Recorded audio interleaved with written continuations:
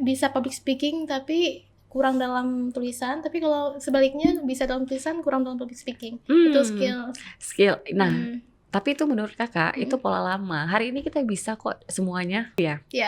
Kakak tuh orang yang nggak percaya kalau orang itu hanya diberi satu kemampuan. Kalau kita bisa ngerjain 5, kenapa enggak? Gitu. Iya kan? Karena itu pemikiran-pemikiran lama yang menyatakan, oh ini bisa di public speaking tapi nggak bagus di tulisan. Bisa di tulisan lebih baik tapi ngomongnya berantakan. Enggak, hari ini tuh semua bisa dilatih. Ini karena dulu mindsetnya itu Kak, itu aja. Makanya orang nggak berani untuk melatih skill baru gitu. Hari ini kita harus merubah mindset itu. Enggak, kita bisa dua-duanya. Bahkan kita bisa kok menjalankan satu profesi. Enggak ya. 3 profesi di waktu yang sama. Contoh Kak Ica.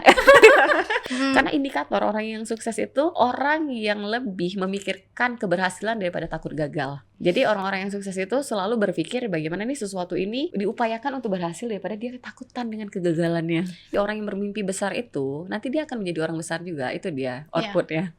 Afirmasi lagi kita. Afirmasi lagi.